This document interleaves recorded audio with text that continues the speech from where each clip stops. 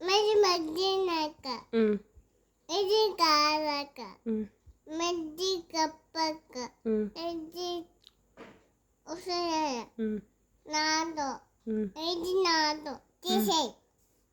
అంతేనా? తీసేయి. పెంటకు పోయినాయి. పెంటేమిచ్చింది? గడ్డి.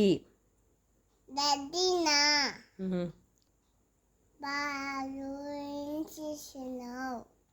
గడ్డి ఏం చేసినావు? గడ్డి ఏం చేసినావు? ఆవుకేసినా. ఆవు